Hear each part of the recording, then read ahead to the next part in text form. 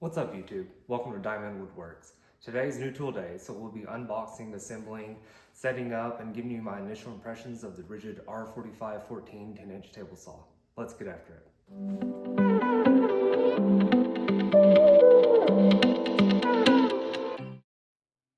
So overall, I was really satisfied with the quality of the packaging of this table saw. This thing could have took a tumble off of my truck on the way home and it would have been just fine. So as you can see there, everything is in its individual little styrofoam compartment. There's multiple layers of styrofoam surrounding the entire saw. Another thing I appreciate is nothing of importance is on that top layer there. So your fence or the actual surface of the table saw itself is well protected under multiple layers. Speaking of the tabletop, the actual table of the saw is flipped upside down and it's protected by about 2 inches of styrofoam padding that you'll see a little later on in the video.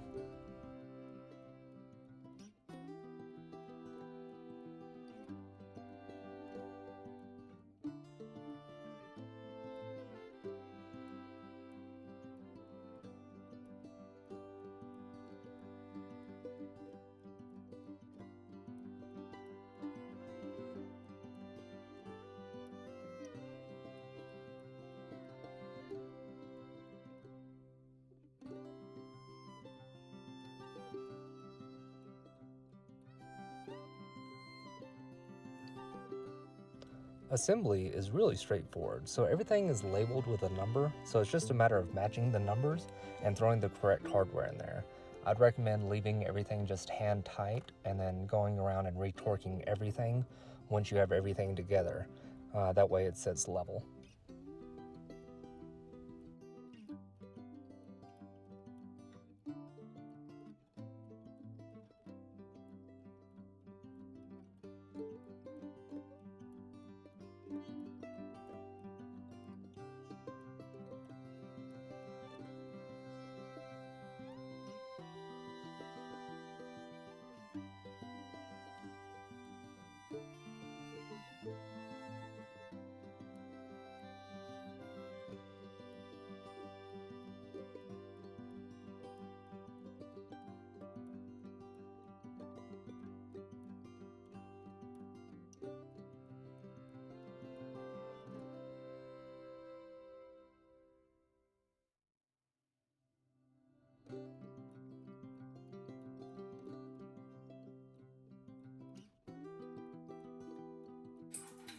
If I was doing this part over again, I wouldn't have extended the base there and tried to mount the top. I would have left everything flatter just to make it a little easier to put together.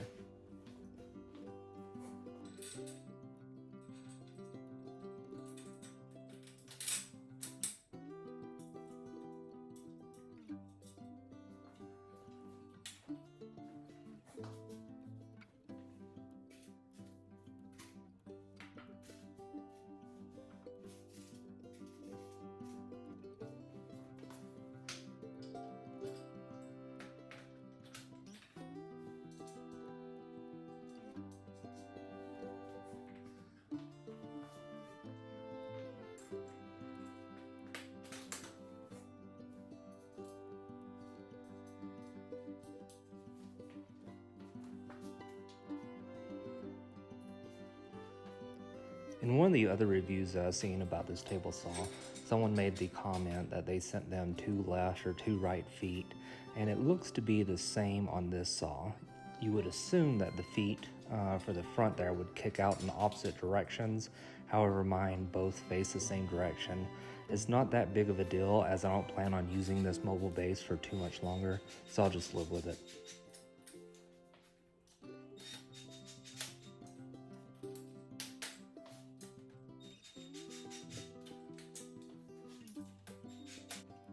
When it comes to mounting the base, the owner's manual, I believe, said this saw weighed about 80 pounds. I think that's the total weight of the saw.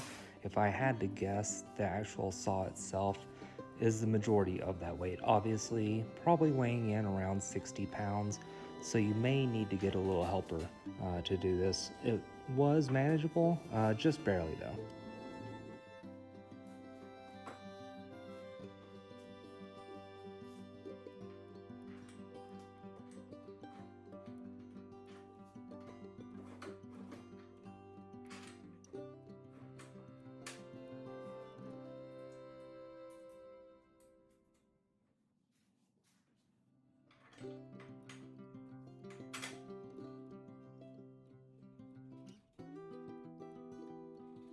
Now it's just a matter of lining up the holes and throwing the last 4 bolts into the saw to secure it to the base.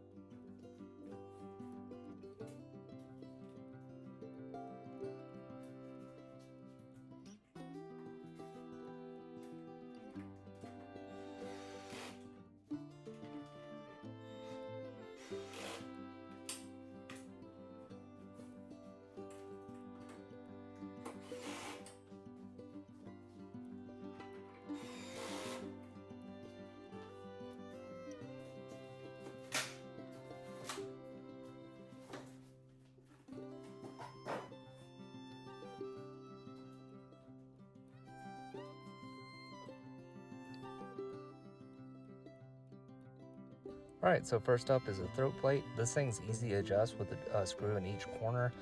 Clockwise raises it, counterclockwise lowers it, and you just want to get it flush. I will say this thing's made out of plastic and not very rigid, no pun intended. So the center isn't at the same level as the corners. I just tried to get the corners there at the end feed flush, and the center is what it is. I'll eventually replace this with a zero clearance insert, but we can live with it for now. So next up is the riving knife. This thing's pretty easy to adjust. The first thing you need to do is raise the blade up to its maximum height. Once you're there, take a straight edge, run it along your blade, and see if you just bump into the riving knife. If you do bump into the riving knife, it's pretty easy to adjust. You just take the throat plate out, and there's a couple screws on the back of the riving knife that you can loosen and adjust as needed.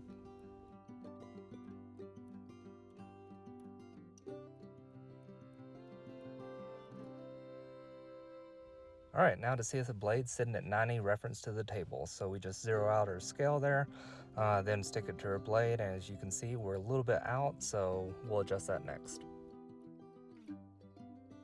So first and foremost, pay no mind to the tinfoil you see sitting there on the table saw. I have these windows on the garage door and they let a lot of light in.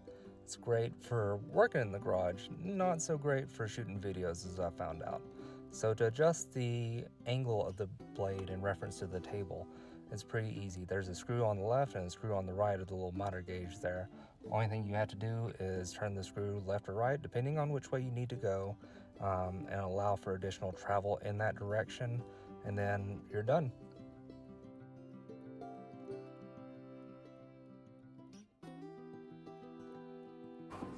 Working on the 45 now, it's pretty much the same thing. You just roll the saw over until it hits 45.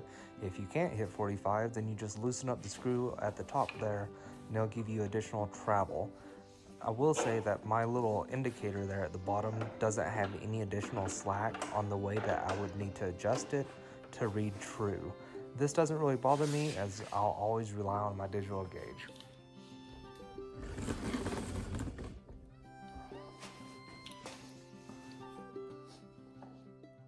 Alright, so moving right along, we're going to check and see if the blade is running parallel to the miter slot. So I'm just going to use the combination square, adjust it so where one of the teeth just barely kisses the square, move it to the other side of the blade using that same tooth, and check there.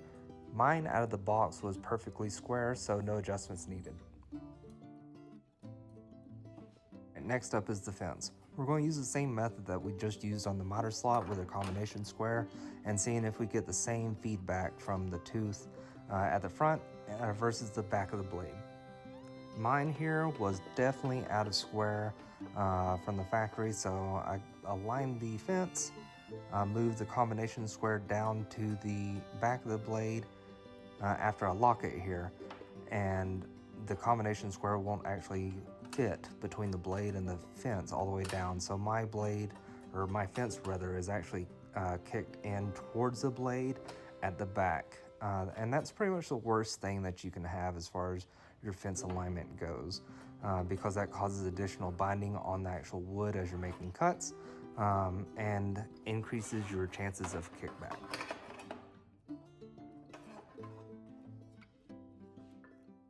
So adjusting the fence was definitely the most challenging portion of setting up the saw. You start off with these two Allen bolts here. You loosen those up, then you move over to the Phillips head at the front of the saw that you'll see right here. Loosen that, remove the fence from the saw. When you flip the fence over, you'll see an additional 2 bolts that you have to use your Allen key again to loosen up. The Allen key set that I'm using basically all over the saw is metric. This one was a little bit of a pain. To check the fence once you get it mounted back on, you're just going to use the same method that we used to see that it was out of square. However, I found that once you square everything up and then clamp it down, it changes the alignment of the fence ever so slightly. You can see me pushing on both ends to try to prevent that from happening. I also found that once you tighten everything back up, it will also pull the fence a little bit out of square. So you just have to take your time and make little small adjustments and try to get it to where it's square when it's locked in. The soft start feature of this saw is actually pretty nice. It only takes a second or so for it to come up to speed, but once it does, then you're off and running. I will say that the miter saw that this thing comes with is fairly cheap, but then again, the saw was, I believe I paid $350 for it while I was on Black Friday sale, so you can't really expect too much out of it. Adjusted the fence over, and I'm going to take and remove the factory edge from the 2x4. I don't know if you can see it or not, but there's a lot of sawdust floating in the air, and then you can see all the sawdust getting kicked back from this rip cut. Again, the blade is the same blade that it came with, so it's fairly cheap. It went through the 2x4 just fine. However, I wouldn't put any hardwood through it with this factory blade. You can see a little bit of burning right there, and this is again a just construction grade 2x4, probably yellow pine or spruce, so a super soft wood. Here's a look at the aftermath. Granted, I did cut more than what's in this video. I would probably say half a dozen or so cross cuts of that 2x4, ripped off both factory edges, and ran a little sheet of 3/4 inch MDF, approximately 12x12, through it a couple times. So you can see there's a fair amount of sawdust on the tabletop, all around the underneath of the saw, and obviously the garage doors covered. So initial impressions of the saw, pretty good. The blade was squared to the miter slot straight out of the box. I did have to fuss with the fence a little bit and do a couple small tweaks to get the blade at perfect 90 in reference to the table. But all that was fairly easy. The fence was a little bit fussy. Overall, the saw cuts well, given the blade that it comes with. Every contractor saw I've ever had or used has a crap blade in it. This one's no different. I'm coming from a DeWalt DW744. It was a second-hand saw to me, and the previous owner was an actual contractor, and he used it as a contractor saw, so it was pretty rough. It had a lot of mileage on it, so with starting this brand and starting the channel, I wanted something new that was going to be a little bit more reliable. So I think this saw is going to serve that purpose. What are my future plans with the saw? First off, I don't know if you can see, but I'm still covered in sawdust, so I have to do something about that. Spoiler alert, I'll put the purchase right here somewhere. And the second thing I want to do is really get it off that mobile base and get it onto something that's a little bit more stable and offers a little bit more utility. So if you like the video and you want to see more content like this and the projects going forward, please like and subscribe. Thanks.